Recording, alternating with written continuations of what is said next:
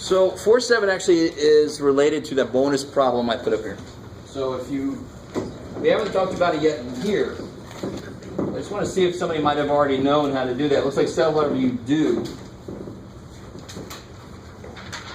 And some of this gets slightly disgusting sometimes, of course, because we're going to talk about how to operate on mixed numbers.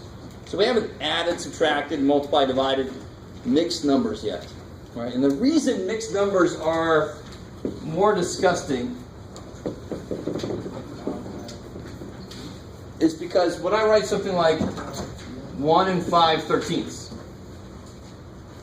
what operation is actually between the 1 and the 5/13? Addition. It can't be multiplication, right? Otherwise, why would I even write the freaking 1? It's 1, so this really is 1 and 5/13. That's what it really means. And it's unfortunate that we chose this way because it looks like multiplication really. So when you're first learning this, you're like, that looks like freaking multiplication. What do you want? And it isn't. So, when I have a problem like 1 and 5/13 times 7 and 2/9, I can't just do 7 and 10 over whatever, 121. Or whatever the hell it is. I can't. It's 1/17. I can't do that. Because it's plus in there. So this is really 1 plus 5/13. This is really 7 plus 2/9. And this is something we haven't even talked about yet, but some of you guys might know this. You'd have to FOIL this thing out. All right, let's just say screw that. Right? So that's fine, don't worry. A lot of you guys are like, I'm just going to leave now. But the beautiful thing we can do here is mixed number is not the only way this thing has to look. How else can this thing look? Improper. And then improper is not going to have this problem. It's going to be a single fraction. It's not going to have a whole part and a fractional part. It's not going to be mixed. It's going to be one fraction. So how do I write 1 and 5/13 as a improper? Good. 13 says 1 is 13 plus 5 is 18. Yeah, 9 times 7 is 63 plus 2. And then, thank God, I was trying to think in my head how to make, anyway. So what happens here that's going to... You flip them. What's the operation? Oh, Yeah. So if I don't have a symbol there, if there's next to each other, it's implied to be multiplication. Okay. Cool. So next we're going to talk about how to add these things. Not yet. Yeah, 9 goes into 18 twice. Wait, don't we have to flip them? It's not division. Yeah, it's if there's no symbol in the middle, it's assumed to be multiplication, right? I don't know why I'm doing this. Now, believe it or not, 13 goes into 65. Yeah. But even if you didn't see that, you actually eventually have to see it. What's 12 times 5? 60. So what's 13 times 5? It's got to be one more 5. 65. If 12 fives is 60, 13 fives must be 5 more, 65. Freaky. So 13 goes into 65. So 2 times 5, 10. So believe it or not, 1 and 5/13 times 7 and 2/9 is 10. That's kick-ass cool. It's freaky. That's nothing you would guess, is it?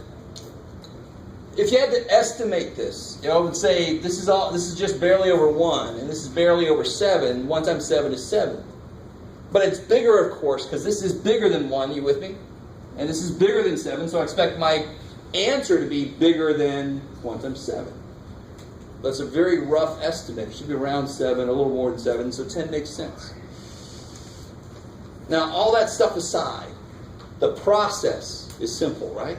When you're multiplying or dividing, because dividing would just be change this and then flip it. Right? It's how you divide fractions. You multiply by the reciprocal. You with me? But so maybe we should do that, because actually it's got a little bit. But the process for multiplication is take the mixed number, make it improper, and then attack it like you always would. So it's like not even a different kind of problem. You just have to know how to go from here to here. How we doing? Okay. Some ways look like I don't quite believe you, Jeff. So what if I had to divide?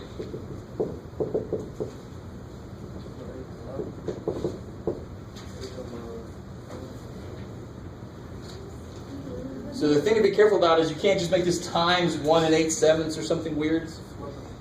I have to flip the top and bottom, but right now I have more than just top and bottom. I have to first, before I flip anything, I have to change this into an improper fraction. So what's this become? Good. 8, 3 is 11/4. Divided by? Good. 15 over 8. Now I can do 11/4 times 8 over 15. And then what Then can you reduces? reduce it? Yeah, 4 sure. to 8?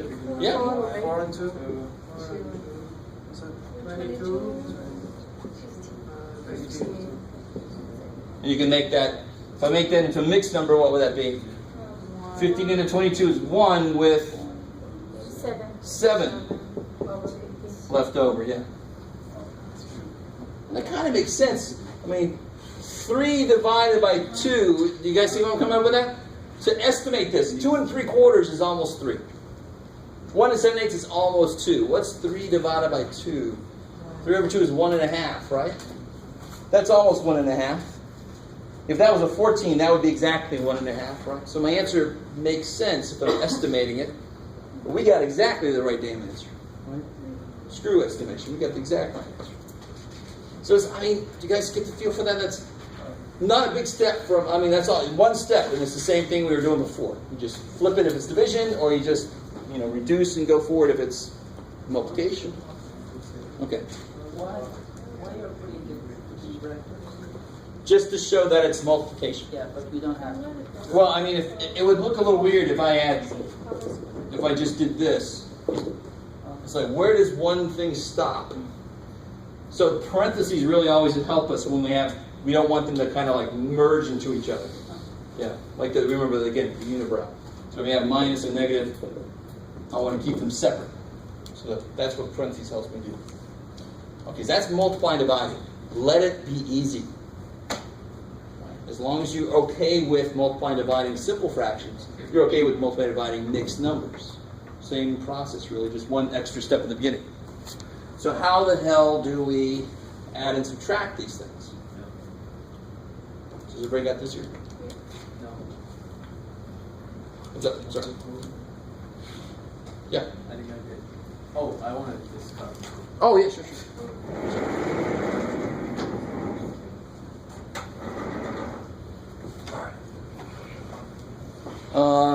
So if I had something, let's start off with a nice easy one. As I disappear.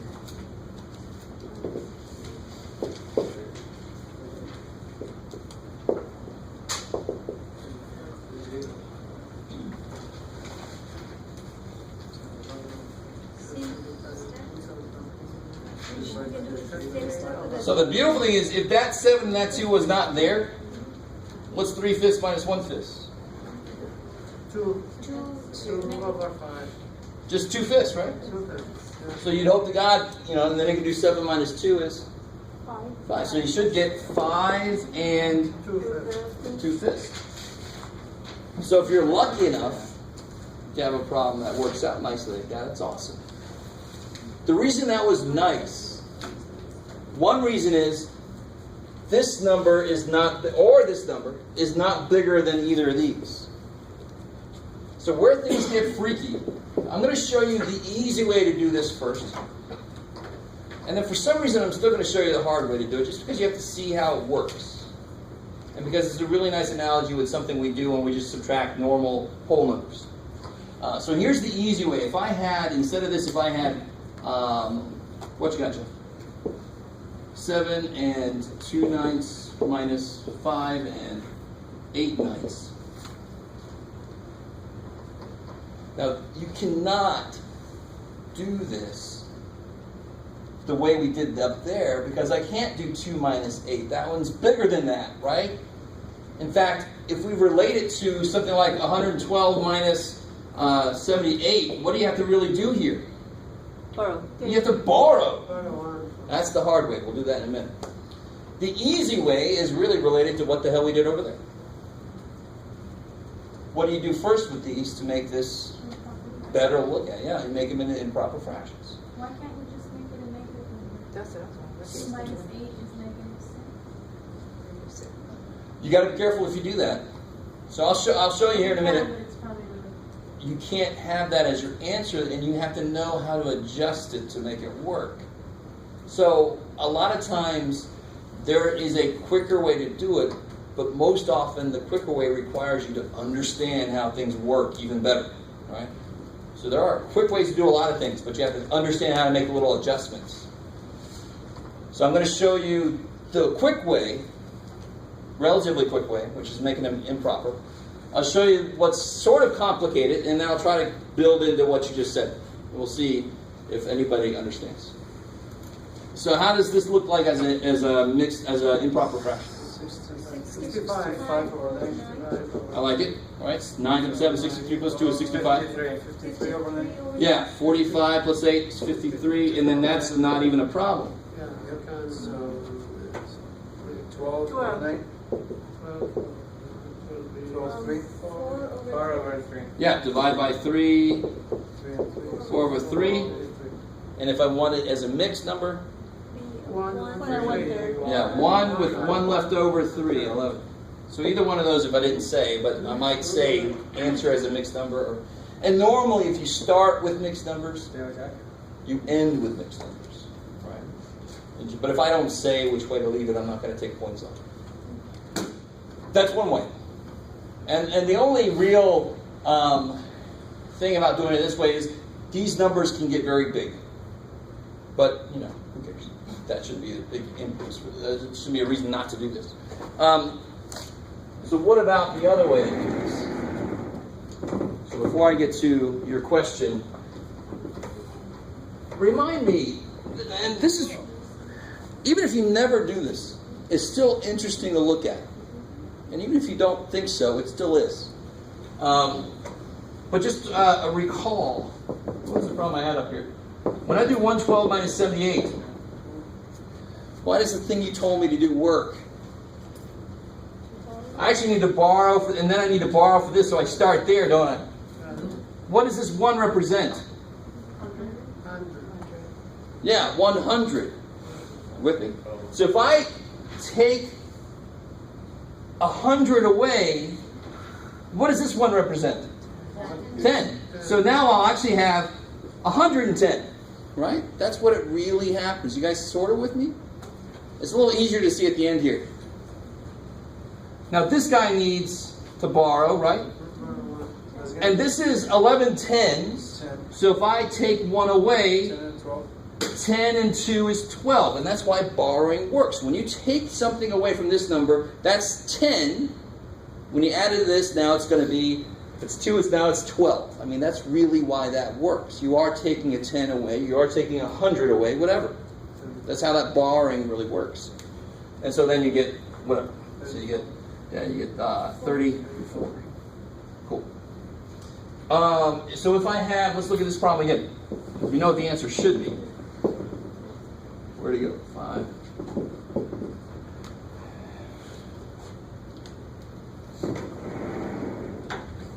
By the way, if the instructions say you must do it this way, you must do it this way. So you need to know how to do this.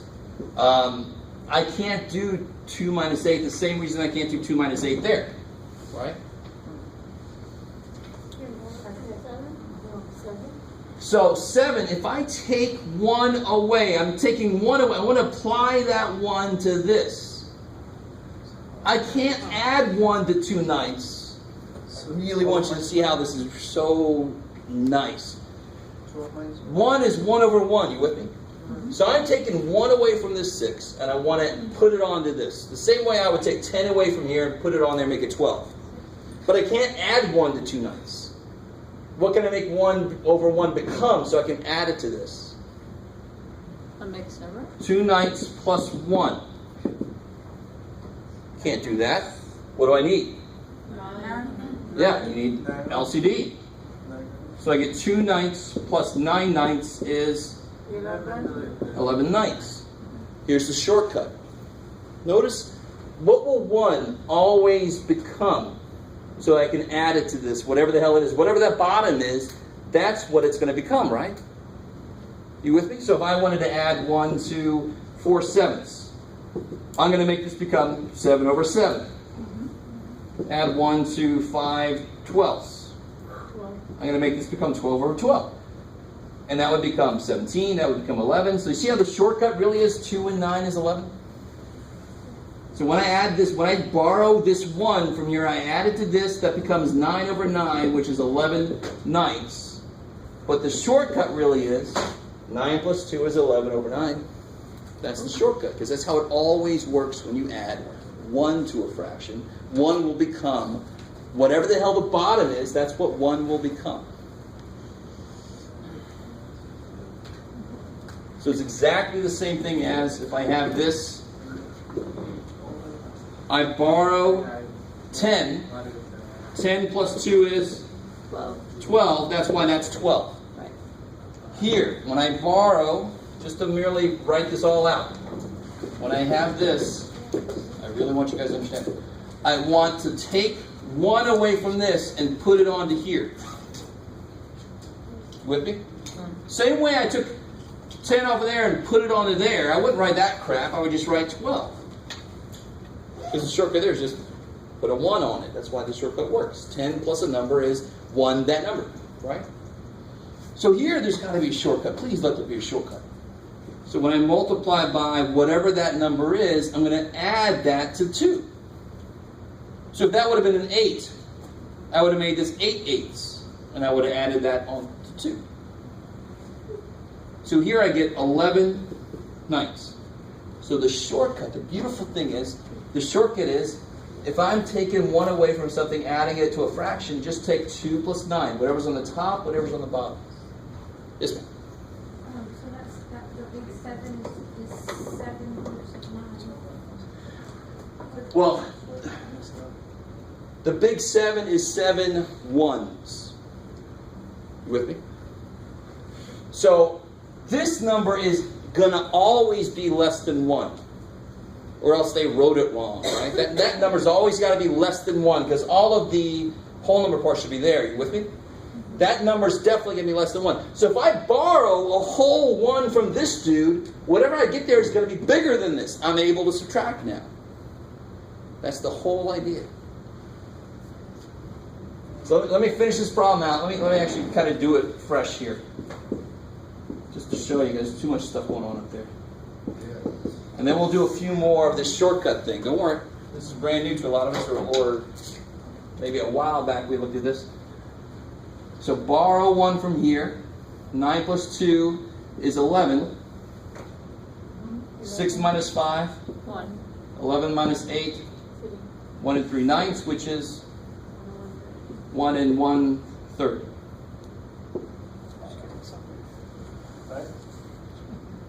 Where did 3 come from? Let's try this again. Wait, what? Yeah, 11 minus 8 is, that's right. 1 and 1/3. I'm with you. Yeah. Okay. So let's focus on something. If you understand the shortcut, that's what makes this easier to do. So just focusing. This step here, if this number is smaller than that number, I'm always going to be borrowing 1.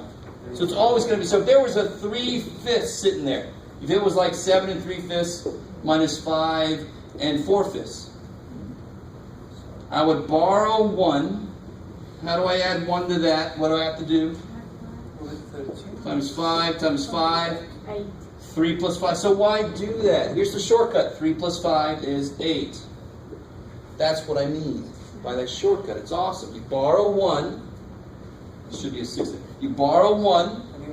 When you add 1 to this, the bottom is always going to have to become whatever that is. So the top is going to be that.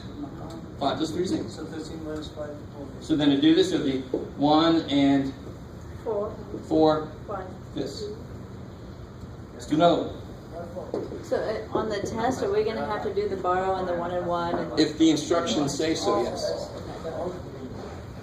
So if I add 11 and 2/15 minus 4 and 13/15. Okay, let's see if we can do this. And notice something.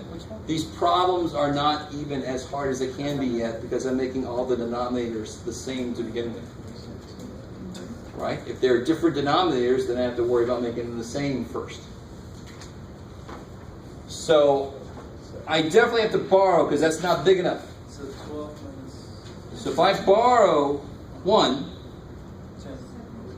Are we 12? it would become 17. Because what is 2/15 plus 1? 17. Multiply by 15. 15 plus 2 is 17. So what's the shortcut again? The shortcut, because of the fact that you're always going to be adding 1. So to make the bottom become 15, you got to multiply by 15. So you're always going to be doing 15 plus 2. So the shortcut is borrow 1, 2 plus 15 is 17. Yes, ma'am. Well, the way I'm understanding it now, is if that 11 is a box cut into 15, 11 of those boxes of 15. If I'm taking 15 away from the 11, then I would add that 15 to the top number. Right? I see what you're saying, and that's beautiful for you to look at it that way. That's fine. I mean, that you end up with the same things I'm ending up with, right? If I'm taking 1 away, then that means I'm taking 15 away. 15/15ths. Right? Yeah. And so you're putting that 15/15ths on here. Yeah. Exactly. That's it. That's all I'm saying. 15/15ths. Yeah. So this would be 6 and 4 over 15. I like it. Let's do one more. Now say it the way you just said it. Let's see if that gets wider acceptance.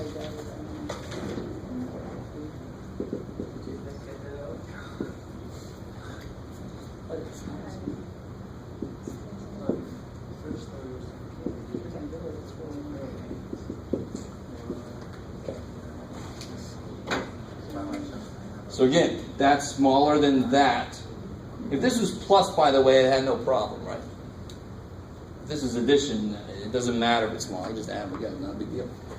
Subtraction, so that's smaller than that. It's a problem. I borrow 1, which is really how many 19ths is 1? 19. It's 19 19ths. So I'm going to add 19 19ths under this to make it 23 19ths. So the shortcut is, whatever that is, add it to that and put it on top.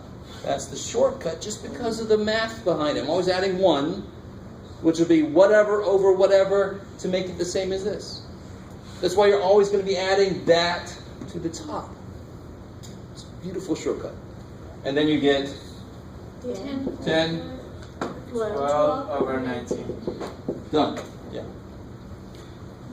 Now, of course, making them into, if you wanted to make this into an improper fraction, that's where you start getting disgusting numbers. And if it's on a part of the test where I don't let you use a calculator, you might not want to waste your time doing 19 times 28, right? So this is actually a relatively quick method if you understand why it works. And it's actually really easy, but if you don't accept why this works, it's difficult to do it. You're like, I don't know, why does it work? Because again, like you said, if I take 1 from this, it's actually 19 19ths. 19 19ths plus 4 19ths is 23 19ths. Bam. Cool. Okay, so that's one thing. So when you're subtracting, and I ask you to use the borrowing method, that's how you borrow. It's exactly the same thing that we do with whole numbers. Believe it or not. So what about addition? Is there anything that we might have to worry about with addition? Denominators that aren't the same. That's one thing, but I'm not even there yet. So the only thing I have to worry about with addition is something like this. Let's see if you guys pick up what's wrong with, well, not wrong with this, but... Okay, do that. Look at that, LCD already made for you. But there's something still kind of weird.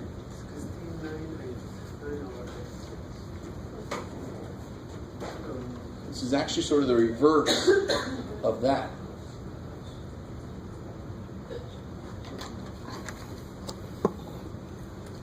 The answer you get will be fundamentally wrong in format. It's not the wrong answer, it's just that you're not done with it. 5 and 11 is 5/8 and 4/8 is. There is a fundamental problem with that number the way it's written. It's the right answer, it's just not written correctly. What's wrong with it? Improper. Yeah, it's got an improper part of a mixed number. No, that's crazy. It's either improper or it's mixed. It's never both. So I got 16, and how much over a whole thing do I have here? Does that make any sense? 8/8 would be a whole thing, right? Yes. So if I had 16 and 8/8, that's kind of a silly way to say 16 and 1, which is 17. So this is actually 16 and 8/8 and 1/8. So it's the reverse of that. If I take 8/8 away from this, I can put it back on that as a whole 1. It's the reverse of borrowing. It's putting it back. It's like, I got way too much shit, let me put some over there. So you end up with 17 and 1/8. So if I did an addition problem and I ended up with 8 and 42 over 39.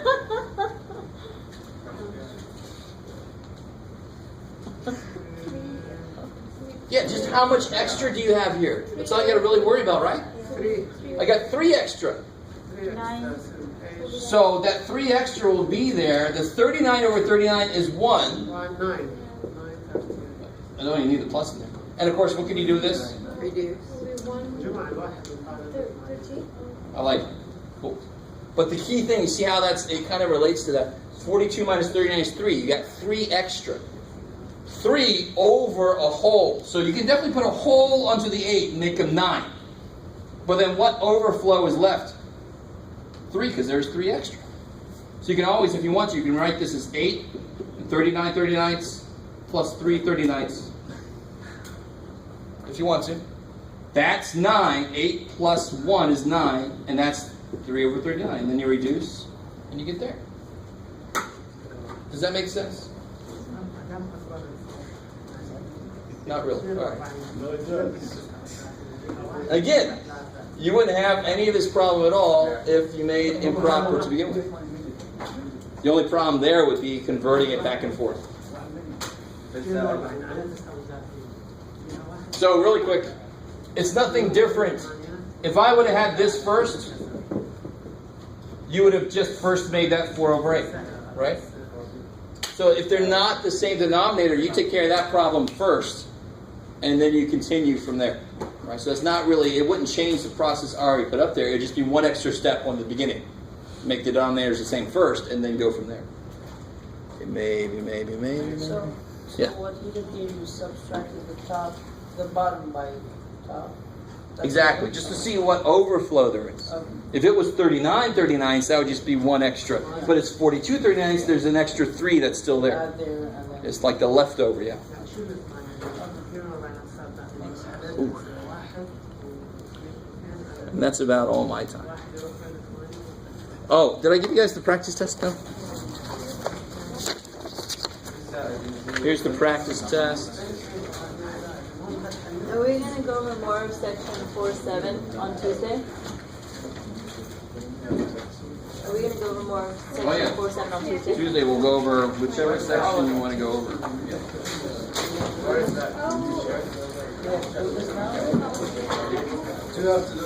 It's going to be, the test is over all 3 of them.